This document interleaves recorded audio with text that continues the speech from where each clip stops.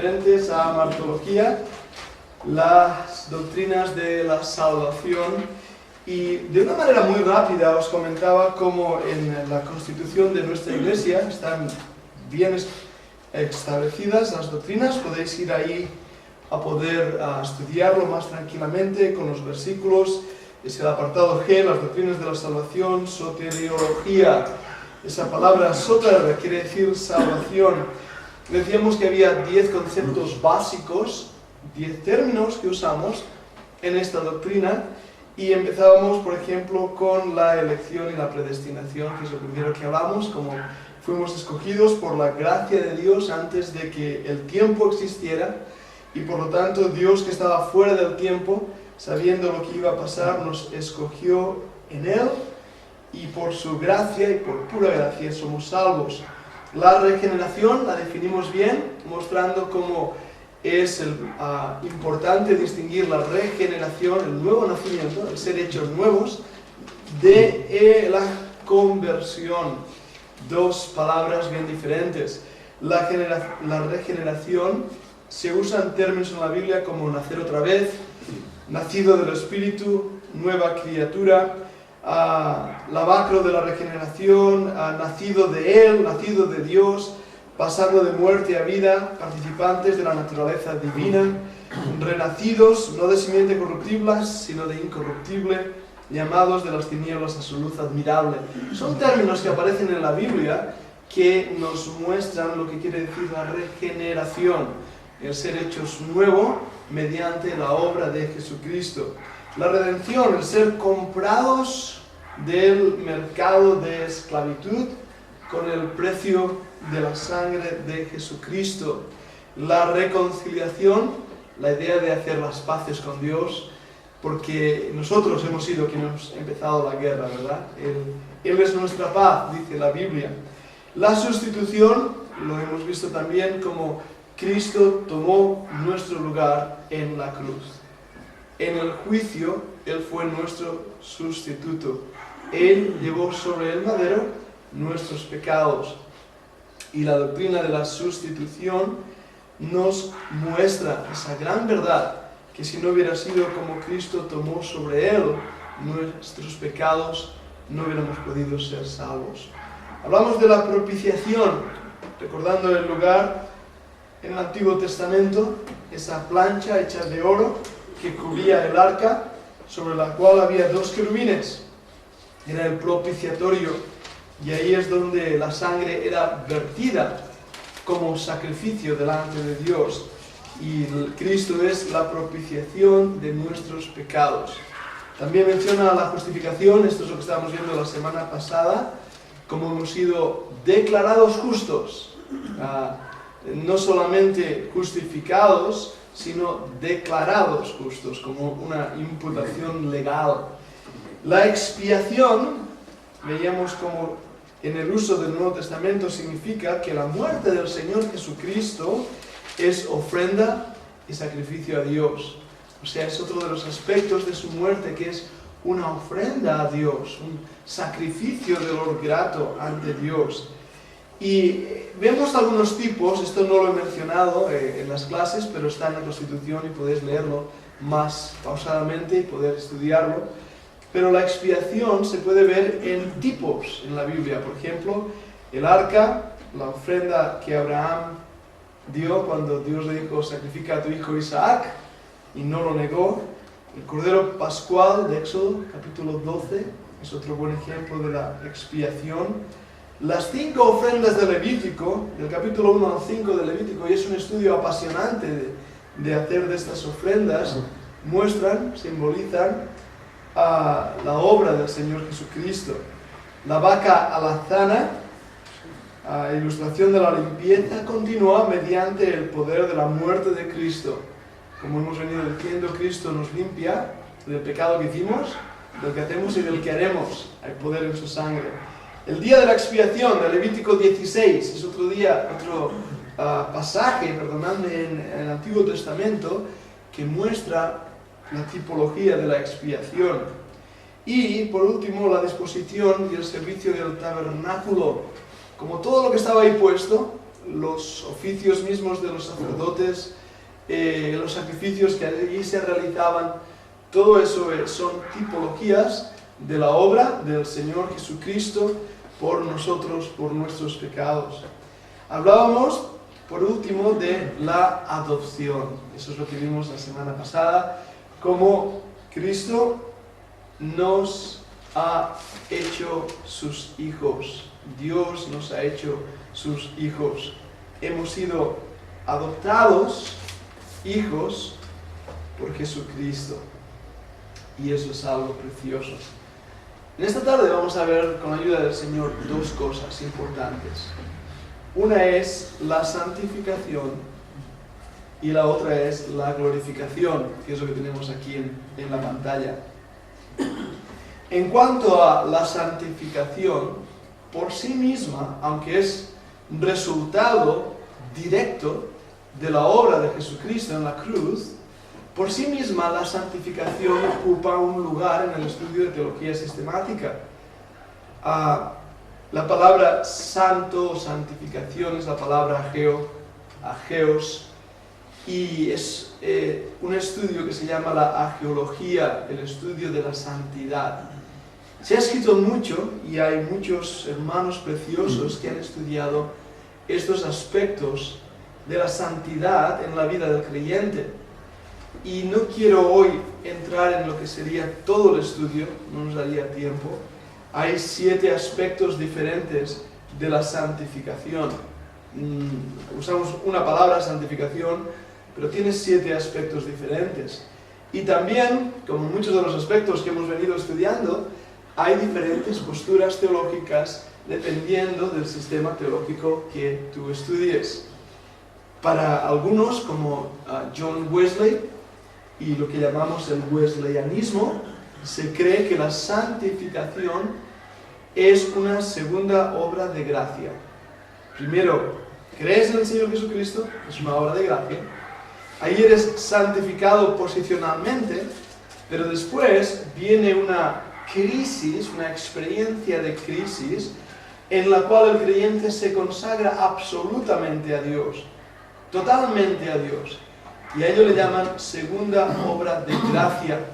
El problema con esta postura es que si lo llevas a su extremo, muchos wesleyanos creen en lo que se llama la perfección sin pecado. Es decir, que el creyente puede alcanzar un nivel de santidad en su vida donde ya no peque, donde ya no haya pecado. Nosotros no creemos esto, porque creemos que mientras estemos en este cuerpo, el pecado, por desgracia, está siempre ahí luchando. Ya he conocido gente así. Ahora, hay también otra postura, que sería más del término postura del calvinista, y Calvino habló mucho de esto, que cree que nosotros, como creyentes, pecamos cada minuto de cada hora de cada día. Y una vez más nos encontramos en una postura errónea, porque ni la santidad sin pecado es correcta, ni pecar cada minuto de cada hora es correcto. Nosotros no estamos pecando cada minuto. Sí, el creyente peca, y sí que hace actos pecaminosos, pero también debemos enseñar que hemos sido librados de la naturaleza del pecado en nuestras vidas, del pecado como una entidad, no de los hechos de pecado. Y una vez más, algunos estarán de acuerdo con esta idea, otros no, porque son temas de difícil estudio. Y como yo digo, cuando lees un libro lo sabes todo, cuando lees 1000 libros te das cuenta que no sabes nada. Así que leer sobre este tema es apasionante. Pero voy a intentar hoy explicar lo más básico en cuanto a la doctrina de la santificación. Y básicamente creemos que la santificación forma parte de los privilegios y beneficios otorgados como dulce fruto del sacrificio de Cristo. Es decir, la santificación en nuestra vida es el resultado de la obra de Cristo en el Calvario. Si no hubiera esa obra, no podríamos ser santificados. La palabra santificación viene de un vocablo que indica ser apartado para Dios. Eso es lo que quiere decir ser santos, ser apartados para Dios. Mi profesor de griego decía que la palabra ageos es una palabra compuesta por una pequeña letra, A, negativo, no, y otra palabra geos, que quiere decir tierra. Y él decía que esto quiere decir santidad, no tierra. No hay nada que nos aferre a este mundo, venía a aplicar. No he visto esta definición en ningún otro diccionario de griego o etimología griega, aunque este hermano que os digo, él era un erudito en el griego, hizo un viaje a Israel y a todo lo que sería las iglesias de Pablo, estuvo en Turquía, estuvo en varios lugares buscando palabras griegas del Nuevo Testamento, así que tenía un gran conocimiento del griego. Pero esto nos ayuda a entender, simplemente por definición, que santo o santidad o santificación implica ser apartado fuera del mundo para los usos de Dios. Y esa santificación empieza como una obra divina en el momento de la salvación. Cuando creemos, somos santificados. Es lo que decimos que posicionalmente somos perfectos, porque estamos en Cristo. Él es nuestra santificación. Él es nuestra justificación. Él es quien nos ha lavado de todos nuestros delitos y de todos nuestros pecados. Y podemos descansar en esa obra extraordinaria que el Señor Jesucristo ha hecho. Pero de la misma manera que la santificación implica una situación posicional, inmediata cuando creemos en Cristo, también nosotros creemos en lo que llamamos la santificación progresiva. La santificación progresiva. Empezó la buena obra en nosotros. Esa es la clave. Nosotros que creímos en el Señor Jesucristo en un momento y fuimos santificados mediante esa conversión a Él, andamos de luz en luz. La senda del justo es como la luz de la aurora, que normalmente hasta que el día es perfecto. Así que nosotros vamos andando en la vida cristiana, creciendo en el conocimiento del Señor, venciendo antiguos pecados en nuestras vidas, adquiriendo más entendimiento. El Espíritu Santo nos ayuda en nuestra debilidad. El Espíritu Santo calma nuestro carácter, nos constriñe, nos trabaja. Es una obra continua, diaria en nuestra vida. Y sí que llega a un punto, como vamos a ver en algunos pasajes, de la necesidad de consagrar nuestra vida al Señor. Y en ese aspecto yo sí creo que hay crisis, y lo hablo en plural, en la vida del creyente. Aún después de la conversión, tiene que haber un momento en nuestra vida que nos confrontemos con nuestro viejo yo, nuestra vieja naturaleza, y podamos darnos cuenta que este viejo hombre, que todavía está aquí, tiene que ser crucificado, puesto a los pies de la cruz. Que nuestro orgullo, nuestro yo, nuestro todo, sea puesta en el altar del sacrificio. Si leéis libros de teología, algunos, como los wesleyanistas, wesleyanos, van a utilizar la palabra santificación, pero otros, sobre todo más dispensacionalistas, van a usar la palabra consagración. Hermanos como Hudson Taylor o Riley van a utilizar términos como entrega absoluta. La idea implicada es la misma en todos. Es ese punto en la vida del creyente que el creyente se consagra al Señor, se entrega absolutamente a Él, abandona ya los placeres del mundo, por así decirlo, para dedicarse al Señor en su vida. Y eso es una doctrina importante. Cuando el creyente es puesto aparte para los usos del Señor y llena las manos de Dios. Cuando hacemos un estudio de la consagración en el Antiguo Testamento, lo primero que descubrimos es que la palabra consagrar quiere decir llenar las manos de Dios. Es un término muy bonito, ¿verdad? Cuando yo me consagro al Señor, sus manos están siendo llenadas. Es la imagen que viene. Nuestra vida es muy poca cosa, realmente. Pero la idea es que nuestra vida va a ser un olor grato de suavidad al Señor. Pablo decía, estaba lleno del Espíritu Santo. Eso es otro de los puntos donde también, y hablamos un poco de la obra del Espíritu Santo, pero un creyente puede ser lleno del Espíritu Santo. Hemos recibido el Espíritu Santo cuando nos convertimos, nuestras arras, nuestro sello, y si alguien no tiene el Espíritu, no es del Señor, no es convertido. No hace falta, eso es, no hace falta orar para recibir al Espíritu Santo. Eso es un error que cae en la doctrina carismática. Ya hemos recibido. Y el libro de Hechos es un libro transitorio, donde no podemos edificar doctrina solamente en el libro de Hechos. Hay que ver que la iglesia estaba en un proceso de tránsito, de crecimiento, de nacimiento, y que el Espíritu Santo ahora iba a obrar diferente a cómo obraba en el Antiguo Testamento. Pero cuando hemos recibido el Espíritu Santo, la Biblia nos dice que podemos contristar al Espíritu Santo. Si pecamos, si estamos viviendo una vida de pecado, el Espíritu Santo está apagado en nuestra vida y puede estar contristado en nuestra vida, porque la Biblia también lo menciona así. Dice, no apaguéis el Espíritu, no contristéis al Espíritu. Lo que un creyente no puede hacer es blasfemar al Espíritu Santo. Adelante, Joel, ven minuto. Por ahí. Adelante, Pilar. Empecemos. Pasa por aquí. ¿Te quedas ahí? ¿Te quedas ahí? Muy bien. Estamos hablando de la santificación en la vida del creyente. Y decíamos que un creyente no puede blasfemar al Espíritu Santo, pero sí podemos romper la comunión debido a nuestra entrega con el pecado. Y en vez de glorificar al Señor, en vez de llenar sus manos, como en la consagración, nuestra vida es una vida pobre. Estamos santificados posicionalmente, pero no en la práctica. Hay una palabra, un término en griego que es teleios para eso. Es esa idea de avanzar, de progresar en la vida creyente, de crecer en las cosas del Señor. Lo malo es que en la iglesia de nuestros días esto no se está enseñando. Es muy triste pensar que cuando se enseña la doctrina de la santidad, empiezan los conflictos y los problemas y las luchas y los ataques.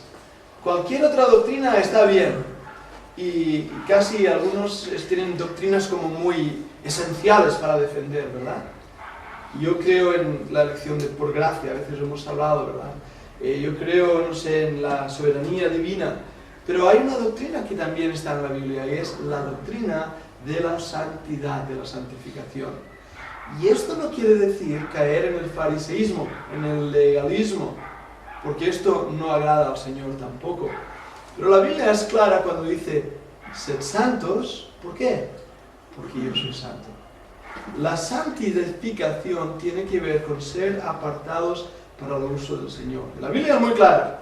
Cuando dice, oh adúlteros y adúlteras, ¿no sabéis que la amistad con el mundo es enemistad con Dios? Y como hemos predicado en la iglesia, ese versículo se refiere a un adulterio espiritual, no físico. A que el amor de nuestro corazón, en vez de estar dedicado al Señor y entregado a Él, está dividido entre las cosas de Dios y las cosas del mundo. Entre el Señor y la carne. Y hay esa lucha y tiene que ver claramente y de una forma bien clara el llamado a que vivamos una vida apartada para el uso del Señor, apartada de cualquier cosa que no agrade al Señor. Ahora, esto no se enseña en las iglesias. Solo hace falta ver un poco por ahí en el mundo cristiano, cuando lo que se está diciendo es, vive como quieras, porque no importa. Dios no te va a juzgar por ello.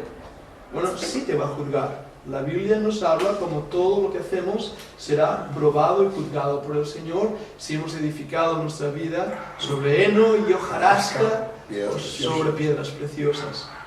El Señor es celoso. Él no quiere que el creyente viva en el poder de la carne. Dios nos ha llamado a marcar la diferencia, a ser un pueblo santo, celoso de buenas obras, a no hablar como el mundo habla.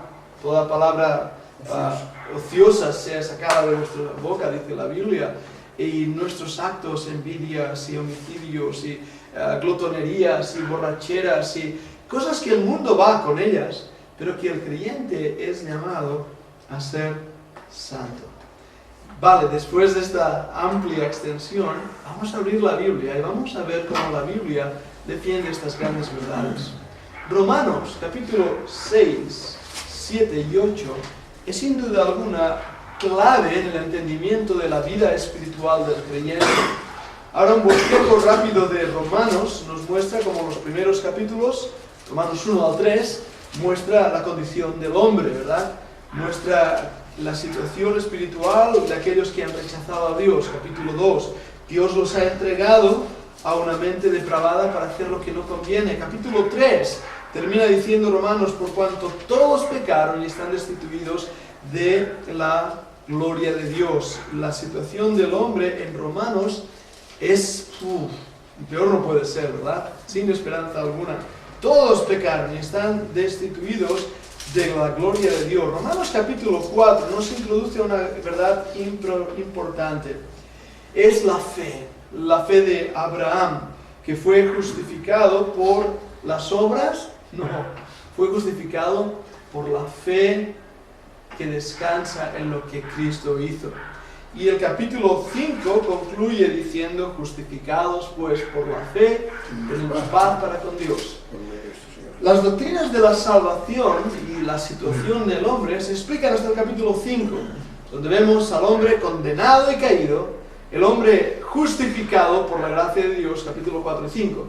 Pero al entrar en el capítulo 6, ahora entramos en la vida cristiana, en mi unidad con Cristo, en mi relación con Cristo, en mi identidad con Cristo. Y en este capítulo 6 nos muestran las verdades espirituales que hemos estado desarrollando hoy.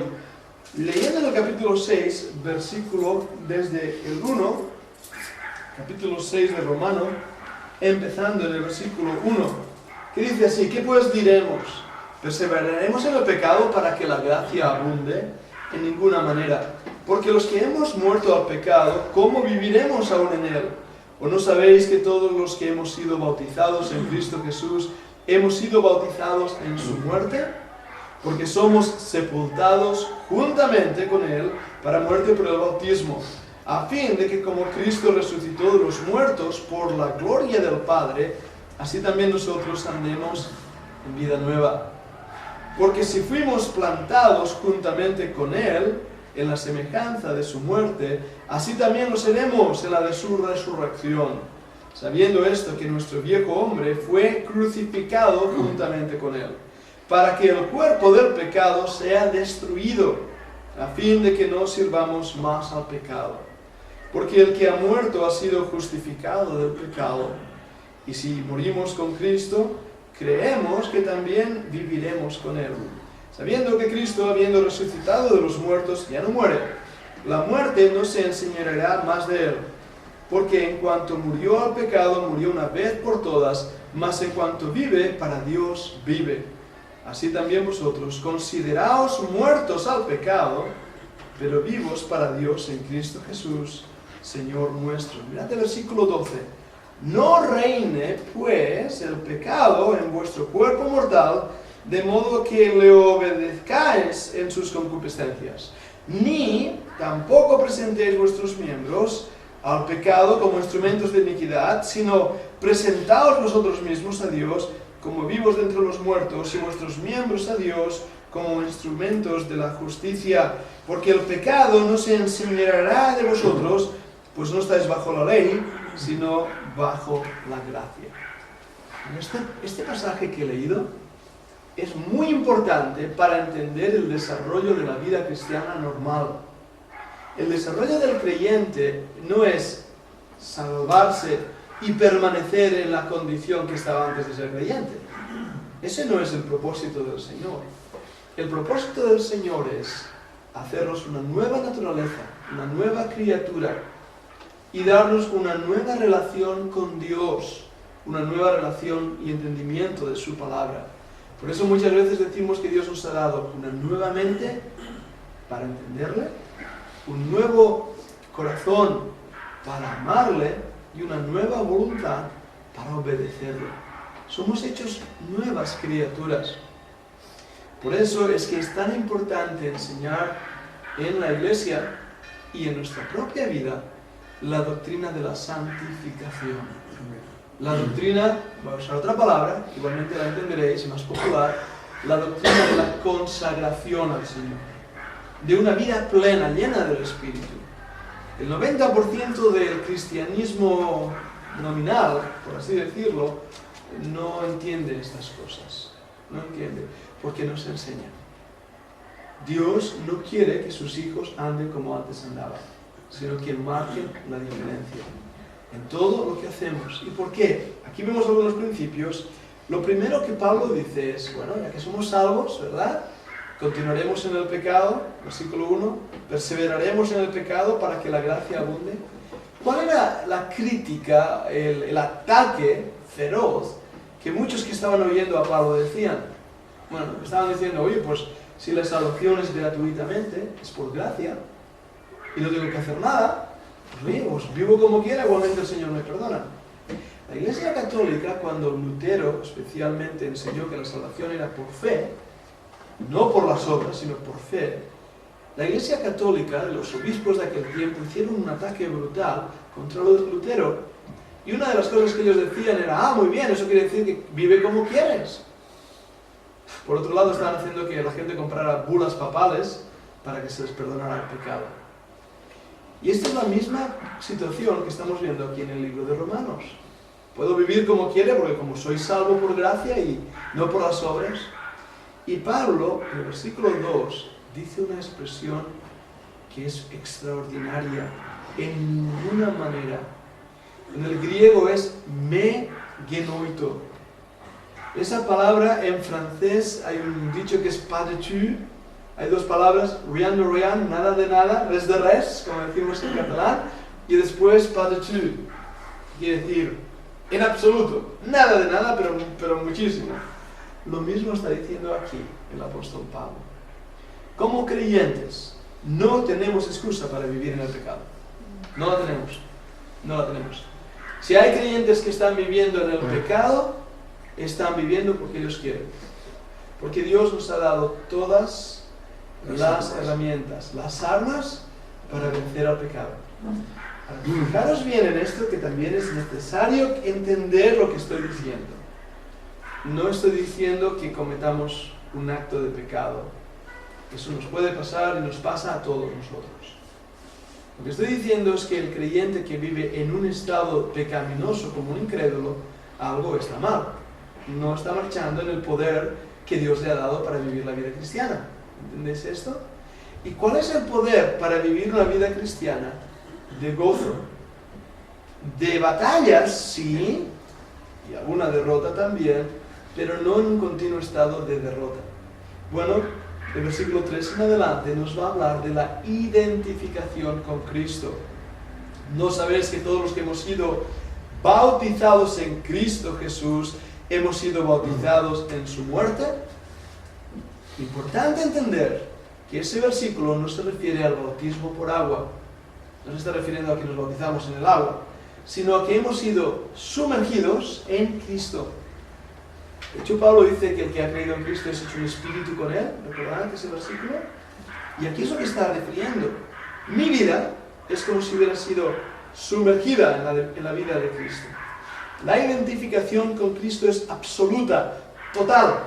Por eso, somos justificados, somos adoptados y posicionalmente somos santificados. Porque cuando Dios el Padre nos ve a través de Jesucristo. Nos ve perfectos en Él, no nosotros mismos. Esa identificación empieza con la sepultura. Somos sepultados juntamente con Él para muerte. Y por eso también el bautismo de agua significa que estás muerto, has sido sepultado. El agua simboliza la muerte y ha sido puesta en esa muerte. Pero ahora, a fin de que como Cristo resucitó de los muertos por la gloria del Padre, así también nosotros andemos en vida nueva. Una vez más, como antes he mencionado, el creyente es invitado a una nueva manera de vivir, a una nueva manera de pensar, a una nueva manera de relacionarse con Dios y con los demás, a una nueva manera de ser. ¿Por qué? Porque nos hemos identificado con Cristo. Pero hay más. Porque si fuimos plantados juntamente, lo habéis visto antes, versículo 4, sepultados juntamente. Versículo 5, plantados juntamente. en la semejanza de su muerte, así también lo seremos en la de su resurrección. Y ahora empieza una nueva lección espiritual. Morimos con Cristo y resucitamos con Cristo. Y eso nos muestra ese poder de la resurrección que en la Biblia tantas veces aparece. Que vivamos en el poder de la resurrección de Cristo. Creo de verdad que el Señor nos tiene que ayudar a entender ese poder en nuestras vidas. Porque no es un concepto mental, es una realidad espiritual que podemos vivir. Cristo dejó la tumba vacía. Y tenemos ese poder por la gracia del Señor, de poder vivir no en la vieja naturaleza, no en la carne, no en el poder del pecado como una entidad que nos gobierna, porque el pecado ya no es nuestro Señor. El incrédulo está en esclavitud, es esclavo, tiene sus manos encadenadas al poder del pecado. No puede librarse, no puede decir que no, porque es esclavo, su Señor es el pecado y el diablo. Pero el creyente ha sido liberado del pecado, de esa entidad que nos dominaba como un déspota. Pero hay algo interesante, sabiendo esto, que nuestro viejo hombre fue crucificado juntamente con él para que el cuerpo del pecado sea destruido, a fin de que no sirvamos más al pecado. Ahora, el creyente tiene un viejo hombre, es cierto, pero ¿qué hemos leído en este versículo? Que ese viejo hombre fue crucificado juntamente con él. Nuestro viejo yo fue puesto en la cruz, fue crucificado. Por eso tenemos que vivir en el poder de la resurrección, en el nuevo yo, en la nueva naturaleza. Y estas verdades no se enseñan en las iglesias, no se están enseñando. Y por eso los creyentes no entienden lo que es una vida de consagración al Señor. Y lo más triste es que cuando se predica sobre la santificación, rápidamente dicen, uy, que eres un legalista. Un legalista es una persona que piensa que por sus obras ganará la salvación. Eso es un legalista. Pero no hay nada que yo pueda hacer para ganar la salvación.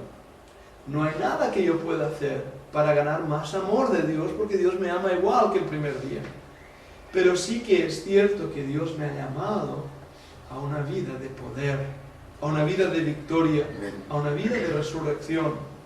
Porque el que ha muerto ha sido justificado del pecado. Ahí está la justificación. Si no, entonces, ¿qué tiene que ver la muerte de Cristo con nosotros o con nuestro pecado?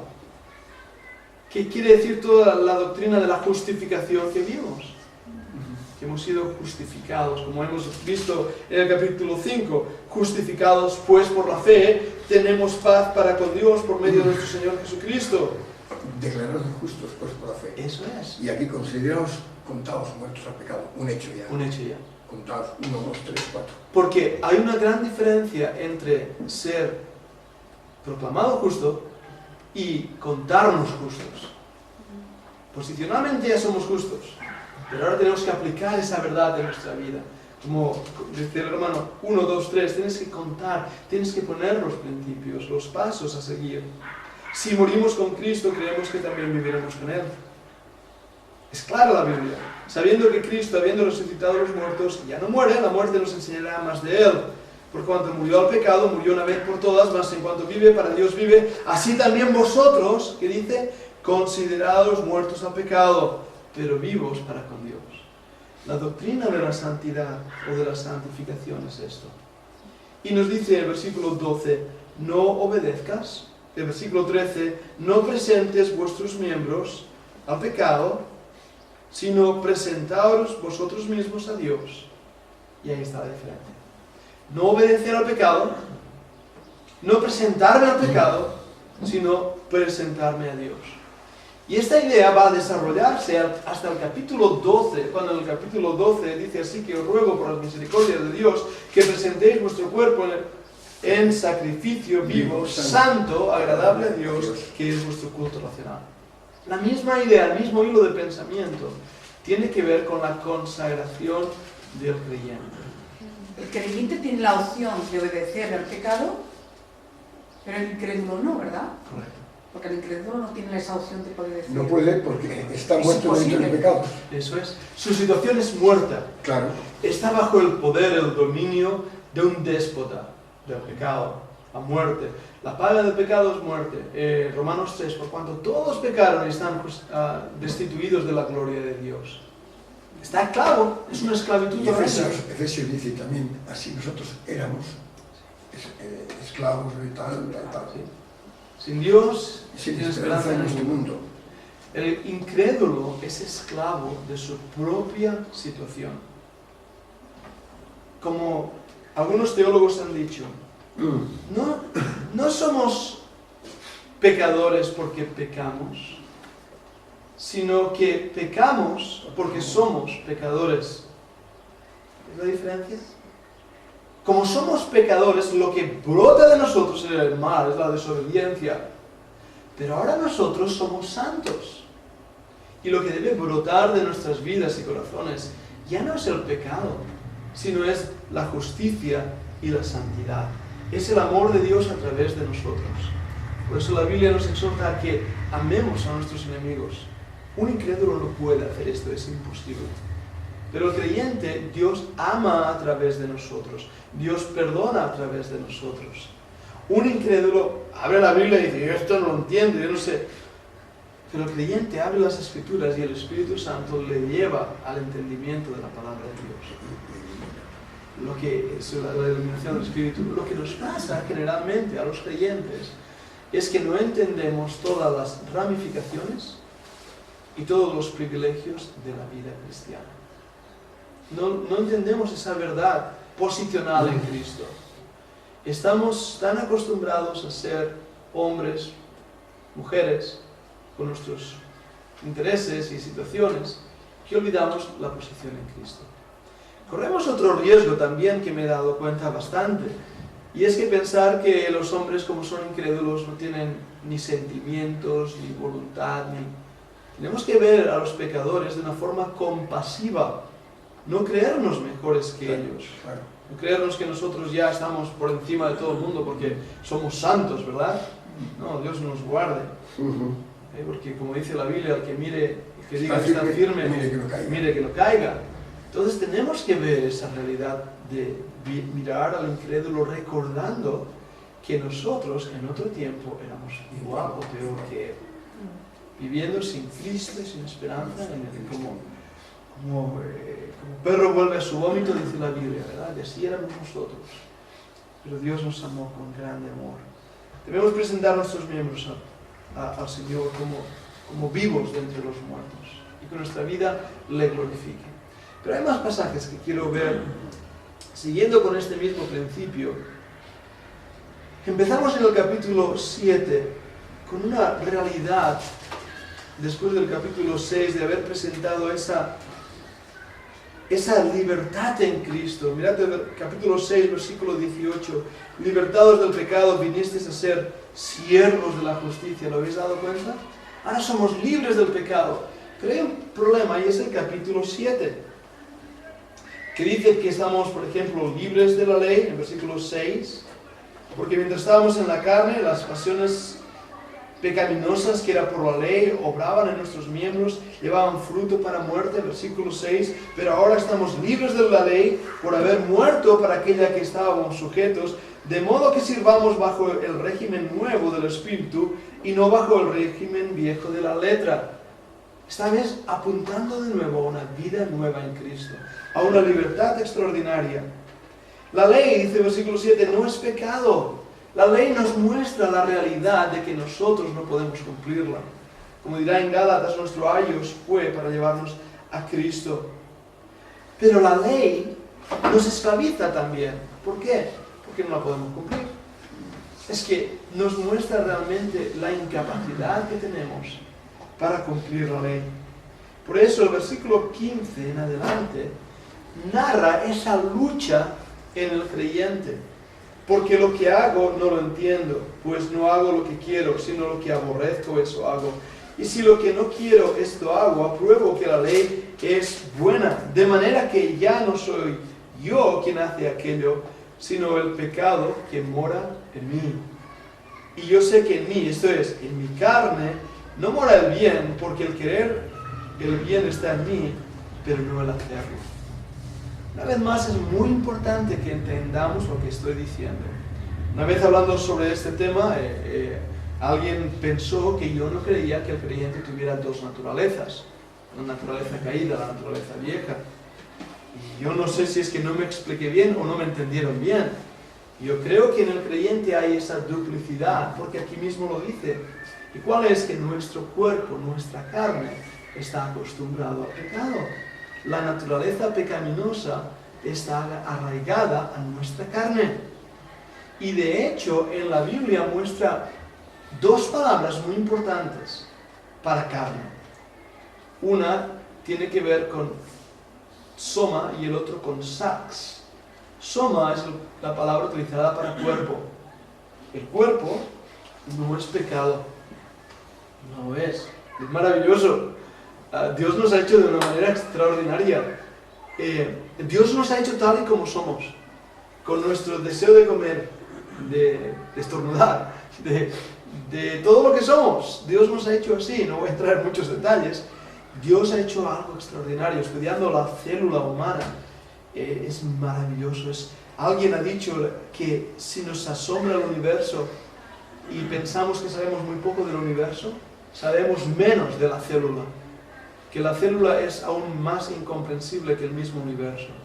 Y están haciendo descubrimientos de lo que hay dentro de la célula, de los motores bacterianos, de los ribosomas, de verdad, de unos niveles que nunca se hubieran imaginado. Y no pueden explicarlo. No pueden explicarlo como dentro de una célula que todo es caótico, porque todo es caótico y hay cosas que van para un lado y cosas que van para otro y hay cosas que están haciendo encima así. Dios está ahí controlándolo todo. El cuerpo no es pecado, pero entonces después de la palabra soma hay otra palabra, es la palabra sarx. Si os suena sarcoidosis, por ejemplo, es el mismo término, es la carne, no cuerpo, sino carne. Esa palabra en la Biblia se refiere al cuerpo siendo dirigido en el poder del pecado. Por eso cuando Pablo dice que no nos dejemos llevar por la carne, no se refiere simplemente por el cuerpo, ¿verdad? Se refiere al cuerpo bajo el control del pecado.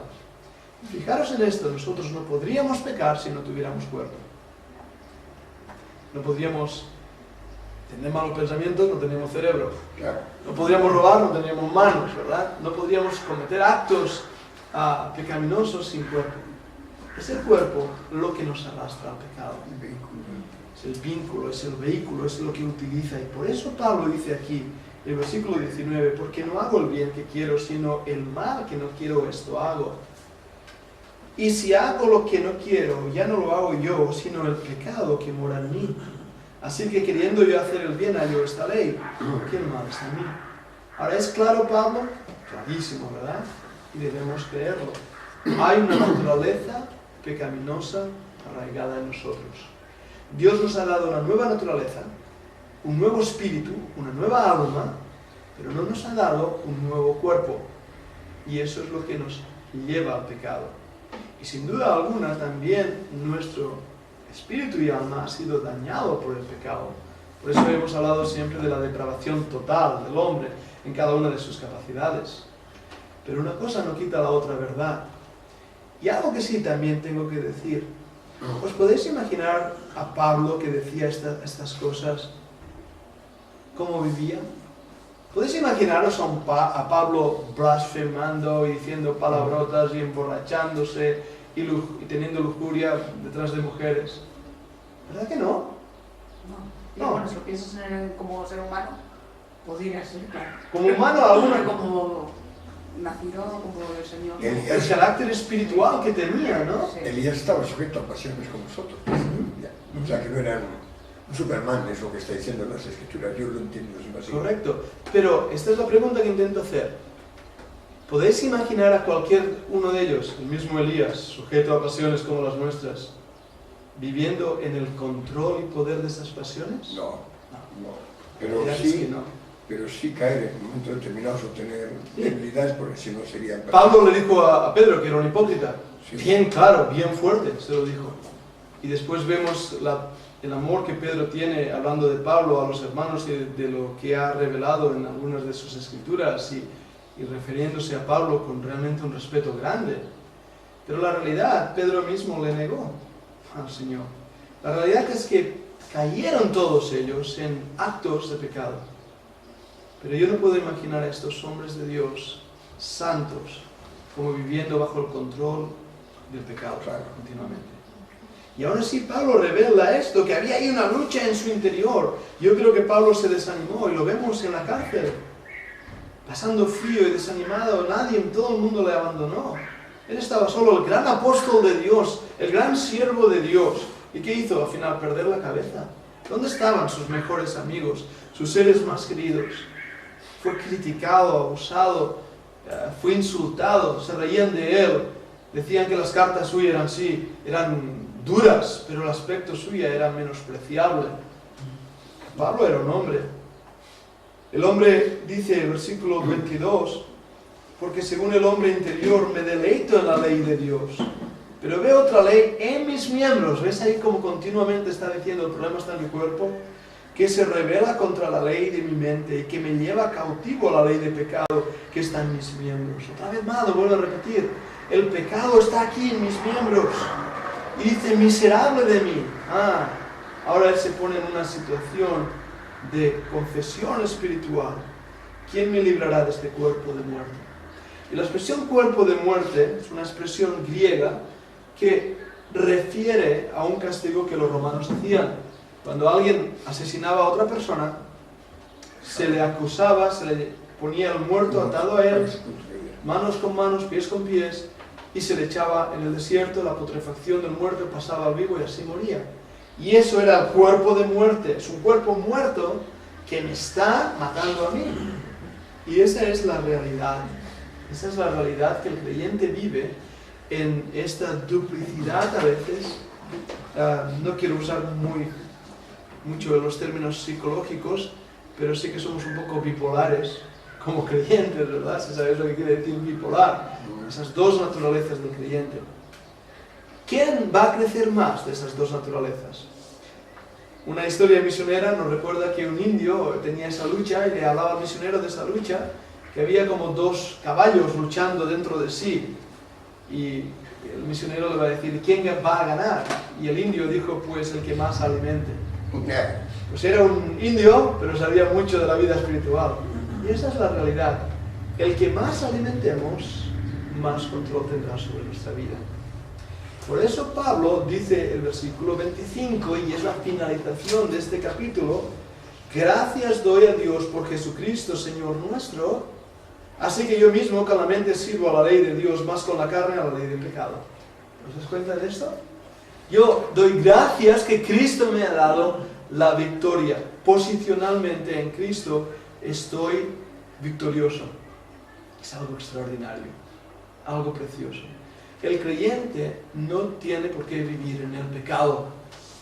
No es excusa. No estoy diciendo, una vez más, ya lo he dicho varias veces, lo reitero, no estoy diciendo que no caigamos, lo haremos. No estoy diciendo que no fallemos al Señor. No estoy diciendo que no tengamos el potencial de cometer adulterio o robo, o que haya el potencial en nosotros de que decir una palabrota o cualquier pecado. Porque como hombres caídos que somos, nuestra naturaleza aún en nuestro cuerpo permanece, en nuestra carne. Pero la Biblia continuamente nos exhorta a que no vivamos en el poder de la carne, sino en el poder del Espíritu. Y por eso el capítulo 8 va a seguir con esta idea, introduciéndonos con una verdad que ha venido diciendo desde el capítulo 5. Ahora pues, fijaros bien cómo es una continuidad de la idea. Ninguna condenación hay para los que están en Cristo Jesús. Es claro, ¿verdad? No hay condenación. Pero hay una coletilla que algunos críticos han preferido sacar de la Biblia, diciendo, esto no se encuentra en los mejores manuscritos. Bueno, eso de mejores vamos a dejarlo a un lado, porque los mejores que ellos se refieren no son los mejores, son unos textos que encontraron en una papelera, en una basura, porque habían sido rechazados. Lo que pasa es que son los más antiguos y por eso dicen los mejores textos, porque eran los más antiguos. Pero esas palabras se encuentran en el texto que nosotros utilizamos, el texto recibido. Y dice, los que no andan conforme a la carne, sino conforme al Espíritu. Y veis ahí la palabra carne, esa es la palabra sarx, el poder del pecado en mi cuerpo. Los que no andan en ese poder, sino que andan en el Espíritu. Y ahora el capítulo 8 va a empezar a desarrollar la idea de la lucha entre la carne y el Espíritu. Y va a decir, vosotros no estáis en la carne, estáis en el Espíritu. Tenemos como creyentes la habilidad, la gracia para vivir una vida de victoria, una vida de gozo, una vida de plenitud. Yo sé que la mayoría de creyentes es una tierra que no ha pisado. Muy triste decir esto, pero no se predica desde nuestros púlpitos la importancia de andar en la comunión con el Señor, en la santidad, en la humildad, en la cercanía al Señor, en una vida de oración, en el fruto, no en el fruto en plural, sino en el fruto del Espíritu Santo. Leí esta semana que muchos quieren hablar en lenguas, pero no son capaces de dominar la lengua. Y qué cierto que es, ¿verdad? Que sí, después de hablar en lenguas. Pero la carne, como esa pequeñita cosa que tenemos ahí, que no es tan pequeña, tiene casi un palmo, desde la punta hasta aquí abajo que baja, pero eso nos domina. El pecado nos domina. La Biblia dice, más el que escudriña los corazones sabe cuál es la intención del Espíritu. Del versículo 27, porque conforme a la voluntad de Dios intercede por nosotros. Capítulo 8, versículo 27, introduce la comunión en la oración con el Espíritu Santo. Estos capítulos son claves en la vida cristiana. Son importantes que los leamos, que los estudiemos vez tras vez, porque marca unas pautas importantísimas para el creyente. Y por último, el versículo 29 y 30 del capítulo 8, porque los que antes conoció también los predestinó para que fuesen hechos conformes a la imagen de su Hijo, para que Él sea el primogénito entre muchos hermanos, y a los que predestinó, a estos también llamó, y a los que llamó, a estos también justificó, y a los que justificó, a estos también glorificó. Estos versículos teológicamente son muy importantes. Algunos dicen que este es el orden saluta, el orden de la salvación. Primeramente, los que antes conoció, el conocimiento preanticipado de Dios, los predestinó. Primero Dios nos conoció, después nos predestinó, no al revés. Para que fuesen hechos conformes a la imagen de su Hijo. Y esto es clave también. La predestinación en ningún lugar de la Biblia dice que somos predestinados a ser salvos. En ningún lugar. Dice que somos predestinados a ser hechos conforme a la imagen de su Hijo. Poniendo un ejemplo terrenal. El rey está predestinado a reinar. ¿Verdad que sí? En el momento en que eres rey, se considera que debes reinar. Juan Carlos I, de Borbón y Borbón, rey de España, fue predestinado a reinar. Pero no porque era Juan Carlos I, sino porque en el momento en que tomó el título de rey, su función era reinar. Así el creyente hemos sido predestinados a ser conforme a la imagen de su Hijo. Es lo que se espera de los que se convierten. Es lo que se determina que cuando creemos en el Señor Jesucristo, Él sea el primogénito entre muchos hermanos.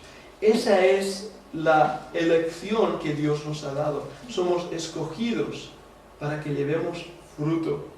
Y a los que predestinó, fijaros en esto, a estos también llamó. ¿Claro? Dios tiene que seguir un orden, es lo que antes decíamos, que Él mismo ha establecido. Él no va a salvar a nadie que no se arrepienta. Y Él no va a salvar a nadie que no llame. Y a los que llamó, a estos también, que dice, justificó. Hemos hablado de la justificación por gracia.